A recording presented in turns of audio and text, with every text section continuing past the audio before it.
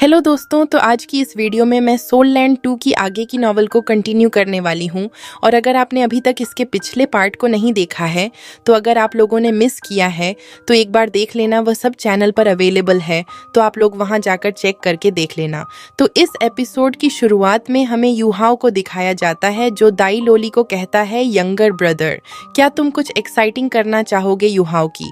इस बात को सुनकर दाई लोली तुरंत ही मान जाता है और गाइस जैसे ही दाई लोली यूहाओ के बातों के ऊपर हाँ करता है, यूहाओ दाई लोली को 1000 फीट ऊपर से दाई लोली को नीचे फेंक देता है और इसकी वजह से दाई लोली काफी तेजी में जमीन में गिरने लगता है। और तो ये चीज कुछ ज्यादा ही जल्दी में किया गया था, इसलिए इस चीज के ऊपर दाई लोली रिएक्ट भी नहीं पाता। इसकी वजह से ही इस टाइम में दाई लोली इसके लिए पूरी तरीके से रेडी भी नहीं था, इसलिए वह काफी ज्यादा ही घबराकर काफी जोरों से चिल्लाता है। और इस टाइम में दाई लोली इतना ज्यादा घबरा चुका था, वह पैंट में ही सुसु करने वाला था। फिर दाई लोली घबराते हुए कहता है, आखिर क्यों तुम मुझे चोट पहुंचाना चाहते हो। ये कहने के साथ ही दाई लोली डिस्परेट लुक को रिवील करता है।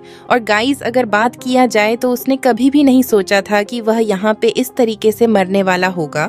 और इसके साथ धीरे धीरे करके अपनी आंखों को बंद करने लगता है, जैसे कि उसने अपनी मौत को स्वीकार कर लिया हो। लेकिन उसकी पूरी तरीके से आंख बंद करने से पहले ही यूहाओ उसे दोबारा से पकड़ लेता है और वो एक स्माइल के साथ कहता है, क्या यह एक्साइटिंग नहीं था। और यूहाओ की इस बात को सुनकर दाई लोली यूहाओ की तरफ मुड़कर देखता है, जहाँ पर यूहाओ उसको देखते हुए एक स्माइल को पास कर रहा था, जिसे देखकर दाई लोली गुस्से में चिल्लाते हुए कहता है, तुम अभी मुझे मारने वाले थे। जिस पर यूहाओ एक स्माइल के साथ कहता है, क्या तुमने ये पहले नहीं कहा था कि तुम कुछ एक्साइटिंग करना चाहते हो। तुम अभी भी जमीन से 1000 मीटर ऊपर हो, लेकिन तुम अभी भी इतना ज्यादा घबरा चुके हो। अगर मैंने तुम्हें जमीन के करीब पहुंचने के बाद ही पकड़ा होता तो तुम तो हार्ट अटैक के मारे मर ही जाते। जिसे सुनकर दाई लोली भड़कते हुए कहता है, क्या तुम सच में पागल हो गए हो। आखिर वह किस तरीके की एक्साइटमेंट थी, मैं इसमें मर भी जा सकता था। क्या तुम सच में मेरे कोई बायोलॉजिकल ब्रदर भी हो तो यूहाओ भी। उसके बातों के ऊपर हमें सिर हिलाते हुए कहता है, ऑफ कोर्स मैं तुम्हारी बायोलॉजिकल ब्रदर ही हूँ। ये कहने के साथ ही दोनों ही सनम एम्पायर की तरफ काफी तेजी में जाने लगते हैं। और इस टाइम में सनम में एम्पायर और भी ज्यादा ग्रो कर चुकी थी। और गाइस इसी के साथ हमें यूहाओ को दिखाया जाता है जो स्पिरिचुअल डिटेक्शन को रिलीज करता है। और स्पिरिचुअल डिटेक्शन को रिलीज करने के साथ ही यूहाओ की एक्सप्रेशन सोलन हो गया था। वो कुछ टाइम के लिए कुछ भी बोल नहीं पाता है। फिर यूहाओ हड़बड़ा हुए कहता है, लोली मुझे डर है कि अब तुम तुम्हारी आइडेंटिटी को और ज्यादा सीक्रेट नहीं रख पाओगे। हम यहाँ से लौटने के साथ ही तुम्हें तुम्हारी फादर को ढूंढने के लिए जाना होगा। सन मून एम्पायर ने कुछ ज्यादा ही बड़ा प्लान करा है। उन लोगों के टारगेट में हम लोग आ चुके हैं और क्या क्या तुम्हें पता है अभी मैंने क्या देखा है, तो चलो मैं तुम्हें बता देता हूँ। पहले सही सन मून एम्पायर की हमारे ऊपर अटैक करने की कोई भी इरादा नहीं था आगे, कि जो वार हुआ था वो तो सिर्फ एक धोखा था। उन लोगों ने ये वार इसलिए किया था ताकि हम लोग ये सोचे कि अब वो लोग हमारे ऊपर काफी बड़ा अटैक करने वाले हैं, जो कि उन लोगों की प्लान और सक्सेसफुल भी हो गया है। उन लोगों ने तो हमारे ऊपर अटैक करने की कभी भी प्लान नहीं किया था। उन लोगों की रियल टारगेट तो पहले से ही हेवनली सल एम्पायर थी। यूहाओ किन के साथ ही इल्यूजन एबिलिटी को यूज करके अपने आप को और दाई लोली को डोड सोल्जर में कन्वर्ट करता है और वह दोनों छिपे छिपाते सनमन एम्पायर की किसी आर्मी कैंप के अंदर चले जाते हैं। और वह लोग उस कैंप के अंदर आकर छिपकर देखने लगते हैं। और उस कैंप के अंदर एक सोल्जर किसी को कह रहा था, मार्शल आपने जो कहा था वह पूरा हो चुका है। और गाइस उस पर्सन के आगे एक काफी ज्यादा ही खूबसूरत लड़की बैठी थी और उसकी आवाज काफी ज्यादा ही स्वीट था। और जब यूहाओ उस लड़की को देखता है तो ये तुरंत ही काफी ज्यादा ही हैरान परेशान होता है। और आगे जो सोल्जर ने उस लड़की को मार्शल कहा था वो लड़की और कोई नहीं बल्कि जूजी ही थी। और इन पिछले कुछ सालों में जूजी फाइनली क्राउन प्रिंसेस भी बन चुकी थी। और सनमन एम्पायर के क्राउन प्रिंस जूटी यानर ने जूजी को चीफ कमांडर भी बना दिया था।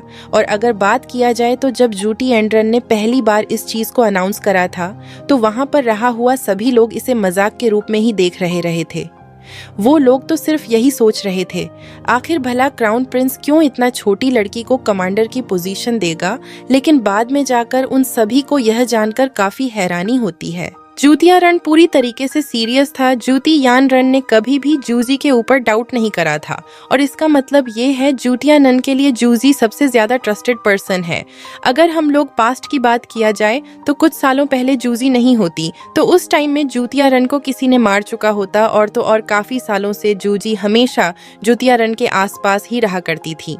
इसलिए जूतिया नन यह जानता था जूजी किस चीज में ज्यादा अच्छी है। और गाइस अभी जो वार हुई थी ये प्लान जूजी ने ही बनाया था और जूजी ने बनाया हुआ प्लान की एक स्टेप पूरा हो चुका था और अभी यह बात जूजी भी जान चुकी थी। उस बैटल में white tiger Duke Dai how नहीं मारा है और दाई हाउ को किसी ने बचा लिया है। अगर उस बैटल में दाई हाउ मारता है तो जूजी 100% श्योर थी कि उनकी प्लान पूरी तरीके से सक्सेसफुल हो ही जाएगा।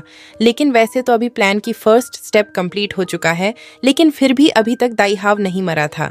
इसलिए अभी जूजी को भी 100% श्योर नहीं था क्या उन लोगों की प्लान सक्सेस भी होगा या नहीं। और जब पहली बार जूजी को यह पता चला था दाई हाउ बच निकला है तो उस टाइम में जूजी काफी ज्यादा ही शॉक हो गई थी और वह अभी सावधान होकर सही समय आने का ही इंतजार कर रही थी और यह बिल्कुल ही युहाओ ने गेस किया हुआ जैसा ही लग रहा था। और गाइस इसी के साथ हमें सनमन एम्पायर की टायरन लीजेंड कमांडर को दिखाया जाता है जो आने के साथ ही जूजी को कहता है मार्शल क्या हम यसे ही वेट करना कंटिन्यू करें। तो जूजी भी जवाब देते हुए कहता है हम ज्यादा देर तक इंतजार कर नहीं सकते हैं और अब समय भी आ चुका है और मुझे डर है कि प्रॉब्लम हमारी इंतजार कर रही है। और क्या आप होली गोस्ट चर्च में जाकर मदद मांग सकते हैं ताकि वह लोग हमारी मदद करें। हम हमारी प्लान की दूसरे स्टेप को एग्जीक्यूट करने वाले हैं और तो और हमें कल ही सब कुछ करना होगा। जूजी की इस बात को सुनकर लेजेंड कमांडर भी तुरंत ही मान जाता है। और गाइस अगर सच बताऊं तो जब पहली बार जूजी मार्शल बनी थी तो सभी लोग वहां पर जितना भी पावरफुल इंडिविजुअल और जनरल्स थे वो लोग जूजी को देखकर ज्यादा खुश नहीं थे। लेकिन अभी हुआ वार में जूजी की प्लान की वजह से ही उन लोगों की प्लान सक्सेसफुल हुई थी और तो उसी वार में जूजी की प्लान की वजह से ही दाई हम मरने वाला था। इसलिए अक्के टाइम में सभी पावरफुल लोग और जनरल्स ऑफ जूजी को एक्नॉलेज करने लगे थे। और गाइस इसी के साथ हमें जूजी को दिखाया जाता है जो युहाओ को याद करते हुए कहता है आखिर अभी वो फेलो कहाँ पर होगा और वह क्या कर रहा होगा। मैं यही उम्मीद करती हूँ कि हम दोनों बैटलफील्ड में ना मिले। और गाइस यहाँ इतना चीजें को एनालाइज करने के बाद ही यहाँ वहाँ से तुरंत ही कैंप में लौट जाता है। लेकिन दाई लोली यहाव के साथ में कैंप में नहीं लौटा था क्योंकि यहाव ने दाई लोली को व्हाइट टाइगर ड्यूक से मिलने के लिए भेजा था और यहाव ने दाई लोली को व्हाइट टाइगर ड्यूक को कुछ चीजें बताने के लिए भी कहा था। और गाइस इसी के साथ हमें जैन को दिखाया जाता है जो कहीं पे जा रही थी और किसी को ढूंढ रही थी जिसे देखकर युहाओ उसे आवाज देते हुए कहता है आखिर प्रिंसेस आप कहाँ पे जा रही हो। जिस पर जयन भी जवाब देते हुए कहती है क्या तुम दोनों को यह भी पता है कि आखिर पर्सनल बॉडीगार्ड कैसी होती है। लेकिन अभी भी मैं उसे ढूंढ नहीं पाया हूँ। मैं बस आपके पास आने ही वाला था ताकि मैं आपको इस बारे में बता सकूं और मैं यह जान सकूं कि आखिर दाई लोली कहाँ पे गया है।